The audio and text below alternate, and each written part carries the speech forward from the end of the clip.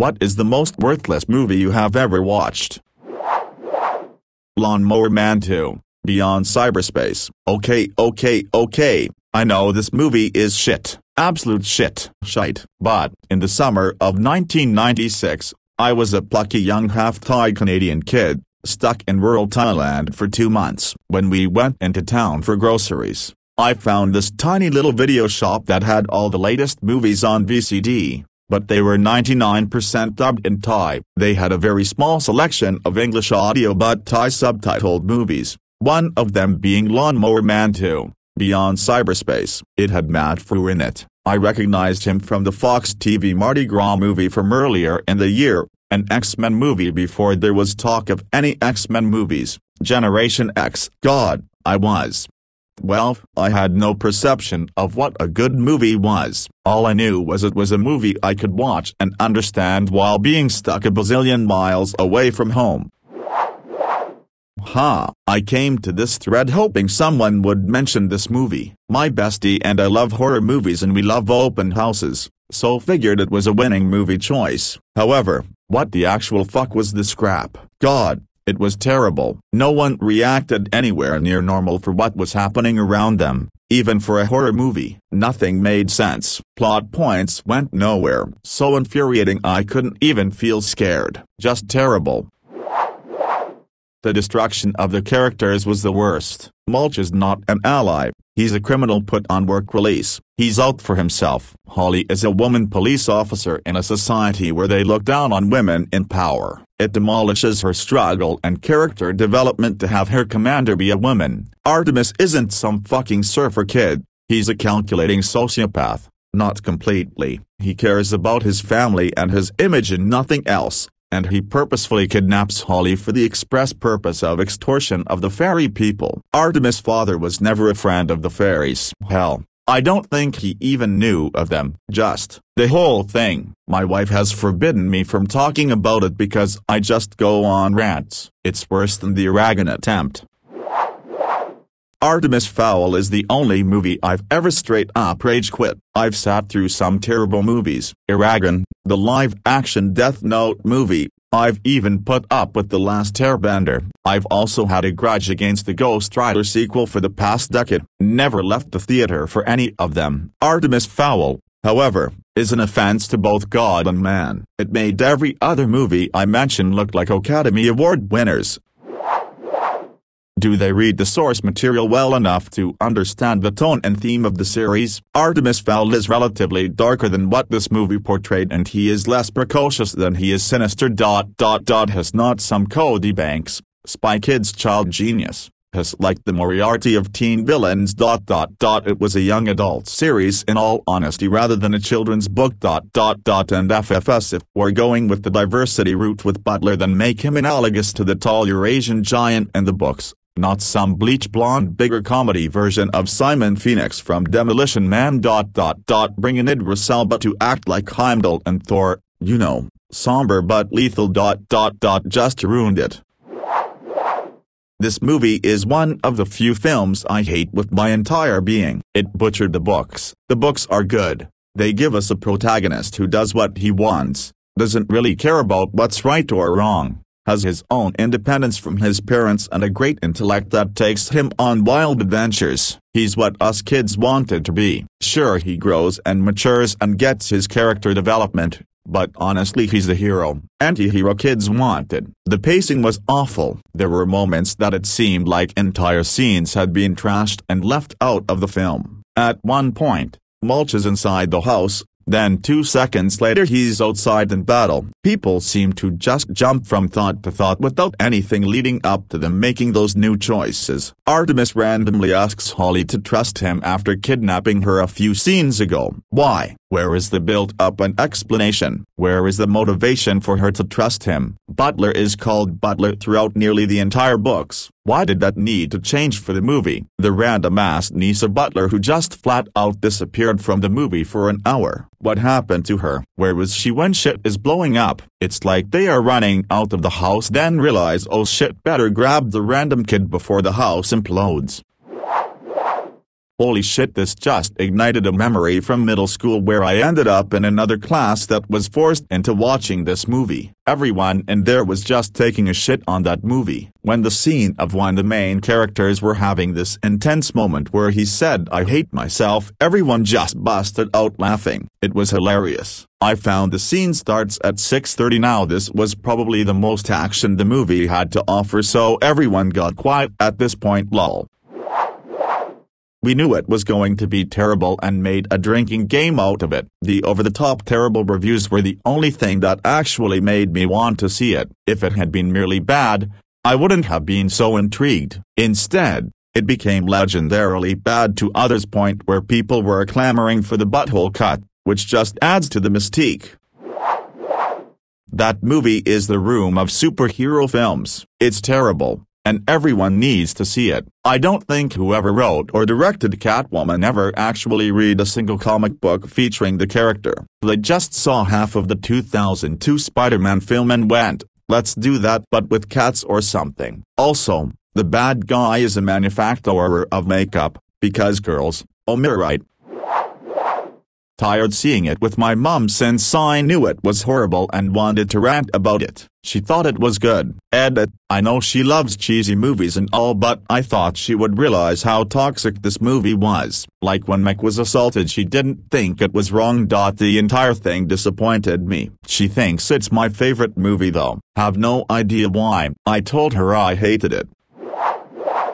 Zombies. No, I didn't spell it wrong. It was one of those Sci-Fi Channel-only movies, where this new zoo was testing on the monkeys and the monkeys just made all the animals at the zoo zombies. Not the humans, the animals. At one point I saw the cameraman and the producer in a computer screen. Worst movie ever. Edit, don't get me wrong, I love watching my fair share of bad movies, but this one just ticked me off more than any other one. A little gem called Airplane vs. Volcano. It's on Amazon Prime. It stars Dean Cain. It's about an airplane with about 6 passengers that get stuck inside an emerging ring of volcanoes off the coast of Hawaii. The pilots die due to, don't think about it, and the airplane has an emergency autopilot that makes the plane fly in circles, you know, to avoid another 9/11. Now it's up to Dean Cain and some other passengers to push past the volcano's ash clouds. They have to survive meteors that always hit the wings of the plane, and a psycho who thinks Ted Cain is not doing his best, so he wants to form a mutiny and basically kill everyone. The army is there, and they can help, except the general doesn't want to because of reasons, so he waits until the final moment to send a squad of fighter jets to fight volcanoes, mind you, and get all the passengers to safety. Dean Cain gets hit by, I have no fucking clue, but he decides to sacrifice himself by crashing the plane, which is now filled with bombs, into the Big Boss volcano. Even though everyone was evacuated and he can be evacuated as well and get medical help, he goes though with it saying you're a big bitch as he crashed into the big volcano. Seriously 0-10, but it's worth to watch.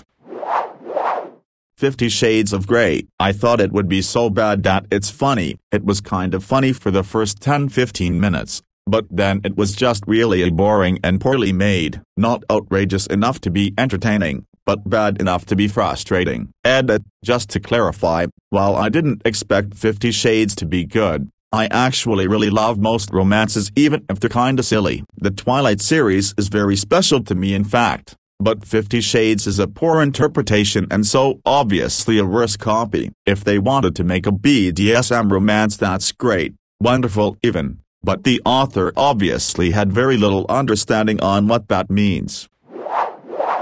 Wife took me to one of those. I fell asleep. I do remember a scene where the rich guy is flying a helicopter and crashes. I'm thinking, okay, this is kind of interesting now. Next scene. The girl finds out he crashed. She's a mess and all sobbing. Next thing you know, the guy shows the fuck right up at the door. Totally fine. What the hell? Why even have that scene? Starship Troopers 3 opens with the Supreme Commander of Earth's military also being a pop star. He comes out onto a dark stage in uniform like he's going to give an address to the world, then breaks into song and dance, and the stage lights up and there's backup dancers behind him. https://b/j3su8mpsimk. I don't know if the movie was trying to take piss out of itself for what was going on there, but at least it was memorable. What made me so mad about the remake was that by giving Mulan the surplus of Kai that turns her into an amazing fighter, they completely ruined the moral, entire point of the original. Mulan gets her ass handed to her at first because she is a normal girl who has never had any combat training. She is exceptional because she refuses to give up, even when she's collapsing on a mountainside or being sent home by her commander. It's a testament of sheer will that she succeeds. In Mulan 2020, she starts out an exceptional fighter. Yes, she struggles against sexism, but that isn't the point. She starts out as skilled as the boys, if not better, by giving her the sky power that allows her to fly through the air and have almost supernaturally good fighting abilities. Mulan is no longer an every woman. She's a superhero, and the gains she makes are no longer attainable to the audience. The point of Mulan is that any woman could be put in a position to keep up with men and be able to succeed. The remake trashes that and turns Mulan into the only woman who could fight like that, unless you count the evil witch, the only other example of a woman with power in the film, and thus succeed in that situation. Splice took my GF at the time to see it with me because we were both biology nerds. We had recently watched The Pianist with Adrian Brody. Great movie, IMO. So we were pretty excited to learn that he starred in Splice. That movie just got more and more awkward as we sat in the theater watching it. A group of high school kids started making funny commentary out loud in front of us, which honestly was the most entertaining part of that experience. My husband and I watched it knowing it would be terrible. We laughed and criticized it the whole time. The guy who played Elle did a pretty good job nailing his mannerisms at first. It definitely seemed like he was a fan of the original anime. However, by the end of his performance, it felt like the directors probably told him he need to cry and feel emotional about Watari's death. The real Elle wouldn't let his emotions cause him to be off guard. He'd stay level-headed to catch the criminal. It was an unfortunate misstep for the character. I skipped school to see Battlefield Earth opening show of opening day. I was a kid and liked the book. It was a disappointment that is kind of special, as it was my first truly deep betrayal of the source material by a filmmaker. The sad things are, the book isn't even that good to start with, and the filmmaker truly thought he was making a masterpiece. It was like Ryan Reynolds finally getting to make Deadpool, except it turned out horrible in every way. Hellboy is one of my favorite movies of all time, including Hellboy 2. Hellboy not being played by Ron Perlman was rough. But I was actually pretty okay with David Harbour as Hellboy. I think he would have done great, but that movie tried to do way too much. Too many stories, characters, locations. It's like they wanted to set up 4 sequels all at once. The gore, however, was great in my opinion. The giant fight was super cool. I heard someone refer to the movie as a death metal cover of Hellboy, and that tracks. It was basically just wasted potential all the way around. The girl on YouTube literally started a channel just to systematically critique the entirety of live-action Mulan. It tried to be more respectful and authentic but completely missed the mark on both those things and instead came off as pandering. Changed the whole theme of the original tale of Mulan from her working and earning her warrior's journey to that of a Jedi who always was special and had the Force sky. Edit. Found it. https://f.b/n3qqq24e0. The fact they gave Mulan fucking superpowers is so frustrating. She had no development because she just starts out better than everyone else. They show her easily carrying 2 buckets of water uphill raised to her shoulders. They had the gall to say that this was a more realistic portrayal of Mulan. Meanwhile she's jumping off of a horse and kicking a spear in mid-air and people are running vertically up the Great Wall of China. The Jesus Rolls, the sorta sequel to The Big Lebowski. I was angry from beginning to end. Not a single humorous moment. Seemed like some faux art house bullshit. Even worse, it takes a legendary character in an iconic movie, the Jesus, and tarnishes their legacy beyond repair. I had heard that this film was being made a couple of years ago and was obviously thrilled. When I discovered that it was already out and released last year, one was perplexed that I had not heard about it. Now I know why. It is garbage. It is flaming garbage. It is radioactive flaming garbage. A Serbian film. I hate to be the person to say something is so unnecessarily repulsive, because I try to see any artistic value in writing, or any intentions behind it. But that's probably the one piece of media I've ever been actually offended by. Now, there was just no fucking reason behind making it that hardcore. Just another shock stunt to see how crazy they could go with it, which I guess is cool, but at that point it's not entertainment, it's just no joke a shocking horror to see. Therefore I deem it a worthless fucking movie. Bad movies are bad movies because of lack of this or that, but this was a well-written, well-constructed, good movie. Just has no appeal to any sane human whatsoever. It felt like 5 movies in one. A complete clusterfuck of just every sci-fi concept ever. Just the main good guy is such a great example of this. He is an alien from outer space but also an insane who also is a werewolf, and he has Star Wars laser guns and shoes that make him fly. Add Mila Kunis falling down for 2 hours and a villain that constantly whispers and wants to bathe in jizz, and you have a basic idea of the movie. The Wachowski sisters should have just retired after Matrix 1.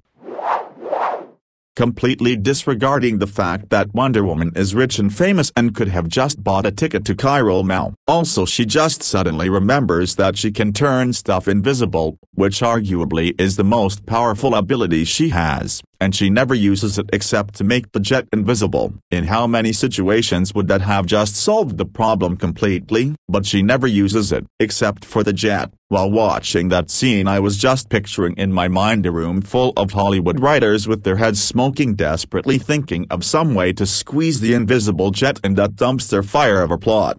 Kinda embarrassing tbh.